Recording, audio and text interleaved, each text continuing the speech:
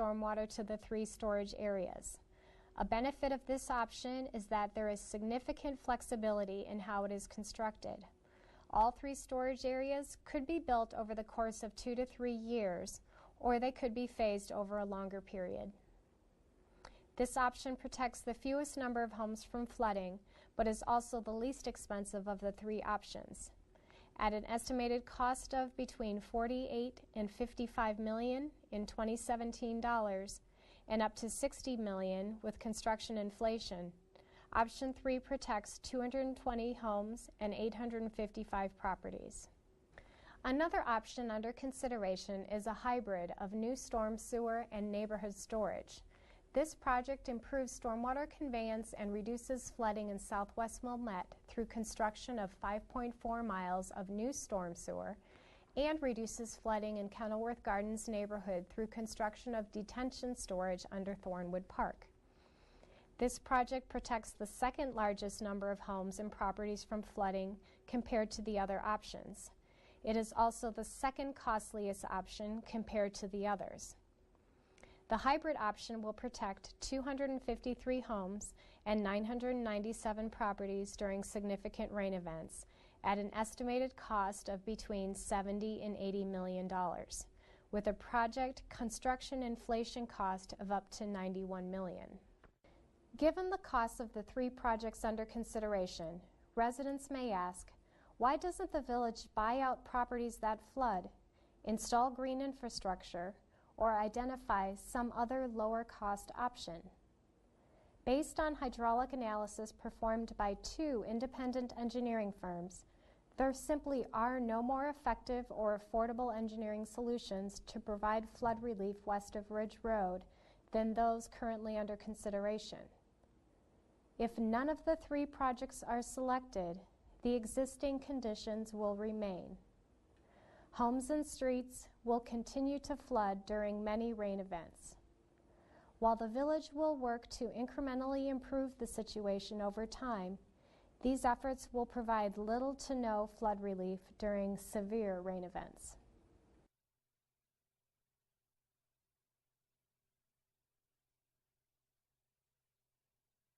Total info. Weather.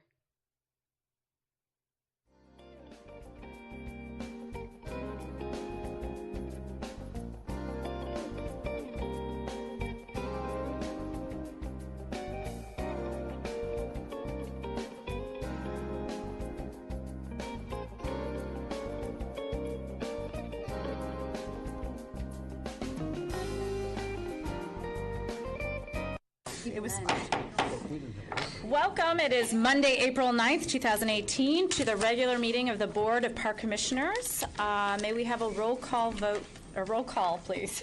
Commissioner Abbott is not here. Commissioner Anderson? Here. Commissioner Foster? Here. Commissioner Pelleton? Here. Commissioner Ovani? Here. Commissioner Shelley? Here. Commissioner Wolf? Here. You have a quorum. Thank you. First on our agenda is the approval of the minutes, March 12th, 2018, from our regular meeting. Yes, I move to approve the minutes for the March 12th, 2018 regular board meeting. And I'll second them. Thank you. Are there any comments or corrections? Hearing none, and we have a roll call vote, please. Commissioner Anderson? Yes. Commissioner Foster? Yes. Commissioner Pelleton? Yes. Commissioner Ovani? Yes. Commissioner Shelley? Yes. Commissioner Wolf? Yes. Minutes are approved. Thank you. Next item is some minutes from a closed session. If there are any corrections or communications regarding these, we will go into an adjournment of a closed session later in the meeting. If not, we will not be needing that. So is there a motion? Yeah, I'm sorry. I'm going to move to approve the minutes for March 12th, 2018 closed session. I'll second that. Are there any comments or corrections? Hearing none, may we have a roll call vote, please? Commissioner Anderson? Yes. Commissioner Foster? Yes. Commissioner Pelleton? Yes. Commissioner Ovani? Yes. Commissioner Shelley? Yes. Commissioner Wolf? Yes. Minutes are approved. Thank you. Next on our agenda is communications and correspondence. I do not believe there were any in the packet. Did any commissioners have any other communications or correspondence they wanted to discuss? Hearing none, we will be moving along. Recognition of visitors. I believe there's just staff and media in the audience, so guessing no one wants to speak to us. Thank you. Next up, approval of the voucher list. Okay. I move to approve the voucher list in the amount of $1,913,807.32, a copy of which is to be attached to and become a permanent part of the minutes of this meeting. I'll Great. second. Thank you. Are there any questions or corrections on the voucher list? Hearing none, may we have a roll call vote, please? Commissioner Anderson? Yes. Commissioner Foster? Yes. Commissioner Pelletin? Yes. Commissioner Olvani? Yes. Commissioner Shelley? Yes. Commissioner Wolf? Yes. Voucher list is approved. Thank you. Moving right along, we have our executive director's report. Our executive director was not here last month, so he might have a few more things. Sure, yeah. Usually I try and get it done and get out of your way, but I'm going to ramble on this month because I'm going to cover something that was in my report last month that felt like it was important to talk about. So subsequent to the shooting in Parkland, Florida, many of the commissioners had contacted me about our procedures and our protocols and how we handle similar incidents if we were ever to incur one, and they even sent emails that the schools were sending out, and I discussed it with President Wolf, and we decided it was best to just kind of inform everyone here together and the public as well on basically what we have in place.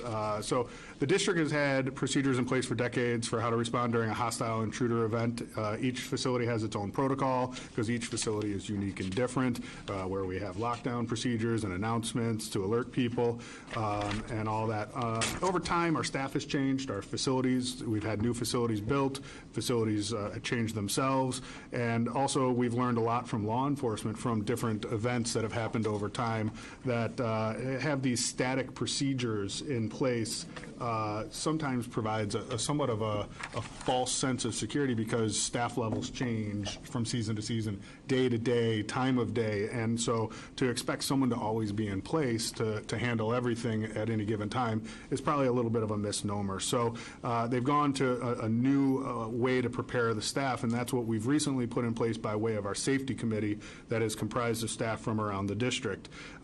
Basically, what we've learned is that you need to be aware of your environment in advance of an incident, know what your escape routes are, know what's in your room that you can use to barricade a door, or even worse, use if you're faced with a hand-to-hand sort of conflict. And ultimately, we are looking at, it's basically, what is it? There's an acronym we use, but basically you're supposed to, blinking out at your people, hide, run, or fight. That's what it is. So, or run, hide, fight. So if you hear an incident, you locate where it is, and you identify where your escape routes are, and if it's in the opposite direction of the issue, go for it and get all your patrons and all your students and everyone out. If you can't escape safely or you don't think you can, barricade and hide is your next step. And then unfortunately, if both those options run out on you, you just need to, you're left with only one option, and that's to fight. And so that's what we've been training our staff on. We have been focusing a little bit differently on our preschool facility because that is within its own wing of the community center, and the way schools are set up for this sort of thing is different than, say, a public facility like we manage on a day-to-day basis. So we're looking at our options there of different ways we can provide a little more peace of mind to our parents and our students and our staff. And so we're always looking at this. We review it on a constant basis, and we make updates and changes, and we work very closely hand in hand with law enforcement as we do this. So we are definitely employing any advice they or our Risk Management Association gives us. And I guess any questions on that topic in particular before I move on? Nope. All right. Wanted to address some of the recent coverage of Langdon. We've had articles in both the Beacon and the Wilmette Life, as well as NBC Chicago did a quick hit during a 4 p.m. newscast about a week ago. And some of the information out there is somewhat in conflict with itself, and so I just want to kind of give a little information. There was an Evanston resident who said, "I'm out here all the time and the water levels haven't changed." Well, that's the old eye test, and that's not hard data. So I decided to look at the Great Lakes Environmental Research Laboratory administered by the National Oceanic Atmospheric Administration to kind of look at where we stand and compared to history. And right now, at the end of March, the water levels were determined to be 176.76 meters. That's pretty close to October of 1986, which was the all-time high reading for Michigan Huron, that they kind of grouped the two together, of 177.5 meters. So we are definitely in a higher water level than we've been in since 1998 was the last time we were at this water level in March. And that was before we ran Langdon as a monitored swimming beach. So bottom line is Superintendent Ulrich and Superintendent Bingham and our lakefront staff have been visiting Langdon quite a bit and taking pictures. And as you know, one day they go down there and all the revetment stone is covered in sand and it's starting to look like its old self, and 2 days later, it's all gone again, because that is the nature of the weather and the wave action in spring. And it's changing on nearly a daily basis, which is why we don't try and do any of our grading of sand until the end of March, early May, to get ready for the swim season that starts Memorial Day weekend. So we're monitoring it, and we're definitely in higher water levels, and it's ever changing, and the plan is still the same. We're going to wait until the end of April before we make any hard determinations on how we administer for the summer. And then moving on to what's on your agenda, you have a couple bids, one for the Bikes for Camp Fusion, as well as our annual T-shirt bid for participant shirts, staff shirts, uniforms, and all the things we do all year round. So those are ahead of you on your agenda. Thank you. Any questions for Steve? Thank you very much. All right, we will be moving along to committee reports. First up, we would normally have the Lakefront Committee, but they did not meet this past month, so there's no report there. So we move on to Facility Operations Committee. Great. The Facilities Committee met tonight before this meeting. We had reports on the ice rink. They're wrapping up the winter session of Learn to Skate. Spring registration has started for ice programs, and classes for the spring begin on April 23rd. The ice show, called Essential Elements, is going to be held on May 19th, 20th, and 21st. There are 190 skaters, and there will be 55 solos. Tickets for that show go on sale at 9 a.m. on April 23rd. Open hockey will resume in May and go through August. And lastly, at Centennial, early voting took place before Election Day, and we had 3,800 voters, which is one of the biggest crowds in the last 10 years for early voting, and our venue was the busiest in Cook County, or one of the busiest. I don't know if it was this time around, but in the past, it's Yeah. often the busiest. So huge numbers there for a primary. At the pool, we are starting to get set up. We continue to hire for the summer for staff, and our first staff training is on May 21st, with opening day set for May 26th. At this point, we've sold 266 more pool passes than at this time last year, and early bird rates for pool passes go through April 30th. At tennis, the permanent court time lottery deadline is April 15th, which is coming up, and the actual lottery is on April 28th. We are also having online renewal of tennis memberships. That's new and available. We've had 3 people use it, so we're hoping for a little uptick in that. And they're planning, at tennis, they're planning a new event, which we all thought sounded awesome. They're calling it the Centennial Classic, and it's a Pro-Am tournament. It's going to be on May 5th. Is that right? Mm-hmm. Yeah. It's $100 to play. You'd be matched with a pro. It's $50 to attend, and there will be food and drink, and it'll be a fun social event. The event will also benefit the Park District Scholarship Fund. And then lastly, at paddle, Jason and Anya are working on a comprehensive business plan for paddle, which we're going to hear more about in the next few months. But most important, they're putting the piers in for the 2 new courts on Thursday. And once they get started, they could be done in as early as 2 weeks. So it's a quick project. That's it. Thank you. For facilities. Any questions for Stephanie? All right, moving along to Parks and Recreation Committee. So I am going to give that report in Commissioner Abbott's absence. Parks and Rec, we met on March 19th. There were a few items on our agenda that are worth talking about. First is that we have a new fitness manager. We met her. Carol Heafy spoke about various businesses that she's involved in and how they did. Primarily, we spoke about summer staff hiring, how that's going. We were curious, given the fact that we raised wages a little bit, what the response was, and apparently that is, at the time, was going well and probably continues to be going well at this stage, which we're getting closer and closer. Then the meeting moved over to the two projects that are on our agenda, which are the K Nature Center.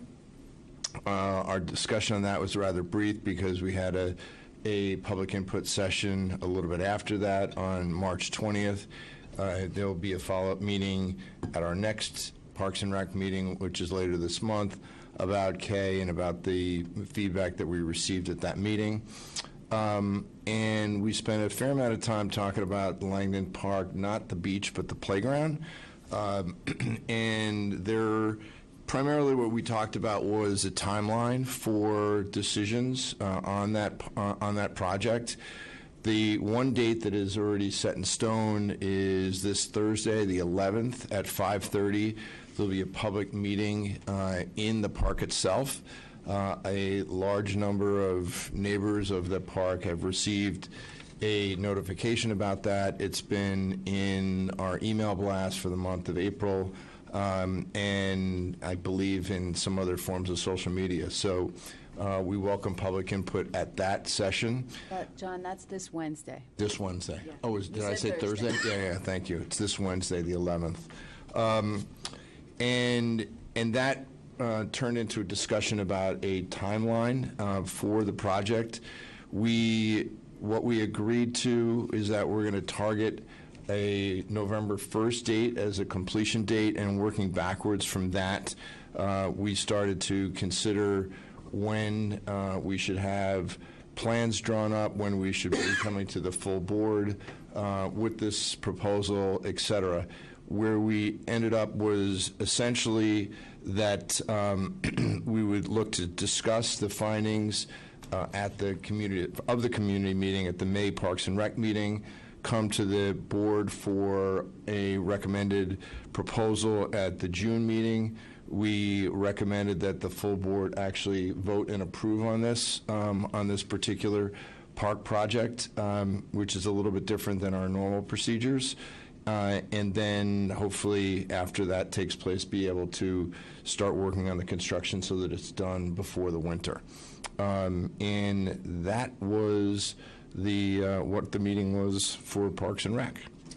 John, just and for I do clarity. have one motion to make after we take discussion. Yeah. Did you want approval from the board at that June meeting that you're presenting it? Is that the timeline? That's the timeline that we're hoping for, but if it turns out that there's enough discussion amongst the board that we can't come to a conclusion, at least we have built in a fair amount of time if we have our initial discussion at the June meeting. Okay. Are you going to be sending stuff out ahead of time, so it won't be the first time we see it, obviously? Yeah. Okay. I mean, I would imagine. We haven't even had the first public input meeting yet, so there's a fair amount to discuss between now and then. But the game plan was that we would like, if we want to get this done in 2018, we need to be pretty diligent about trying to hit some target dates. And so that's why we were saying, okay, what meeting, number one, should we all thought it would be a good idea to bring it to the full board, first of all. And so in order to do that, what's the full board meeting that we want to target? And so that's why we picked June. I think if you get us information earlier, then you're more likely to hit that target. Yeah. Exactly. Yeah, okay. So before my motion, anything else? Okay, so I have a motion. I move to approve the bid from the Wilmette Bike Shop to supply bicycles and accessories for the 2018 Fusion Camp season at the cost of $317 per bike and $45 per set of accessories. I'll second it. So just so everybody knows, this is a camp that's run by the Park District, and it includes, as your part of your registration, you do get a bike with that. So it's part of the fee that people are paying to go to the camp.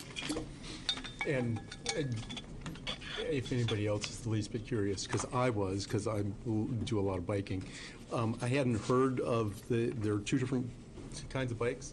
And so I looked up the Haro, I think it is, H-A-R-O, and they got very good reviews. So